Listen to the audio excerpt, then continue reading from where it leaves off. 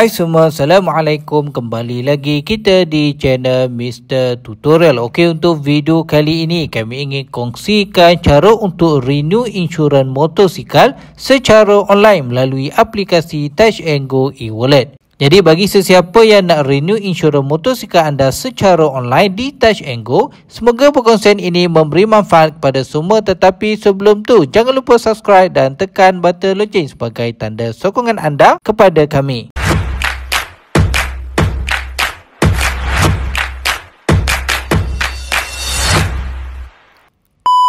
Okey, macam biasa anda perlu buka aplikasi Touch and Go e-wallet di telefon anda.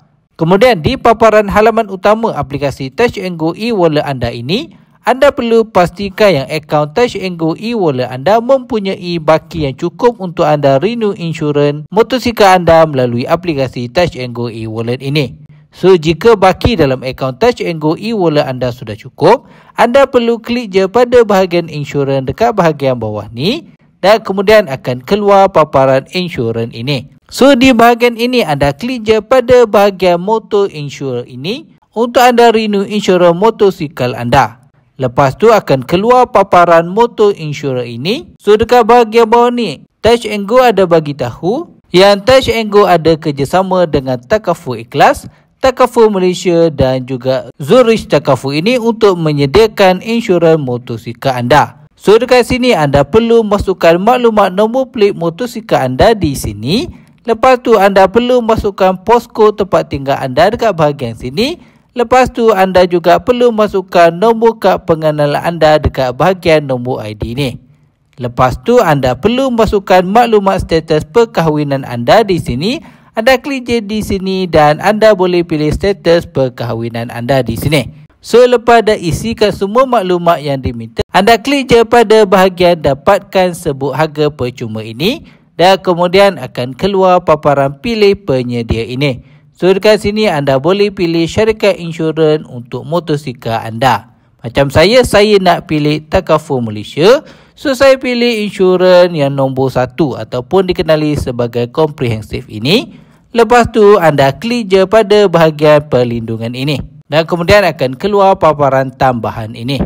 So, dekat bahagian sini anda akan nampak maklumat motosikal anda berserta dengan nilai pasaran yang diinsurankan bagi motosikal anda.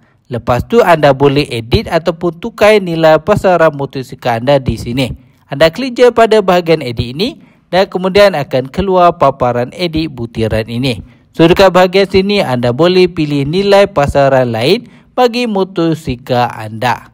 Okey, lepas tu anda klik je pada simpan ini. Dan kemudian dekat bahagian bawah ni pula anda boleh pilih ataupun tambah lain-lain perkhidmatan bagi insurans anda. Contoh, jika anda nak terus renew road tax motosikal anda boleh tik je pada bahagian cukai jalan digital ini sahaja. Dan anda juga boleh tik mana-mana lagi yang anda nak tambah perlindungan bagi motosikal anda dekat bahagian bawah sini.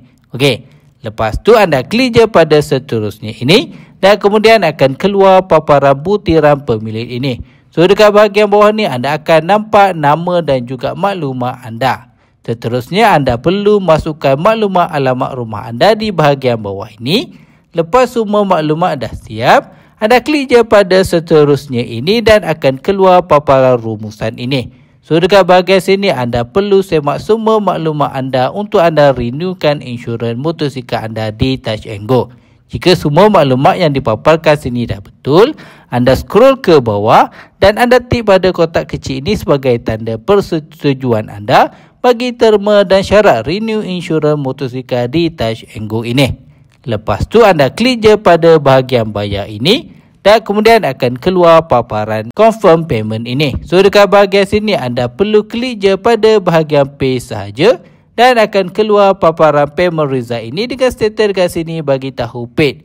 Maksudnya anda dah pun berjaya renew insurans motosikal anda di aplikasi Touch and Go e-wallet anda. So, cara anda nak tengok polisi bagi insurans motosikal anda senang je. Anda klik je pada done ini dan kemudian di paparan halaman utama ini anda klik je pada bahagian insurans ini.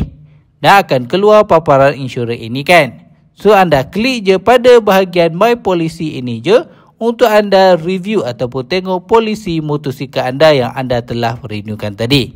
dan akan keluar paparan My Policy ini dan anda akan nampak bahagian motor insure ini dan status dekat sini dia tulis aktif. Maksudnya anda dah pun berjaya renew insurans anda tadi dan anda boleh klik je pada view detail ini dan akan keluar paparan ini. So anda akan nampak semua maklumat polisi insurans anda dekat bahagian sini. Dan yang paling penting ialah nombor polisi ini. So sekiranya apa-apa berlaku kemalangan, anda boleh refer ataupun call syarikat yang anda renewkan insurans tadi dan anda hanya perlu bacakan nombor pelik motosikal anda sahaja untuk dapat apa-apa bantuan daripada syarikat insurans anda. Senangkan caranya. Jadi setakat ini saja perkongsian kami untuk kali ini. Jangan lupa subscribe dan tekan button loceng sebagai tanda sokongan anda kepada kami. Jumpa lagi dalam next video. Assalamualaikum.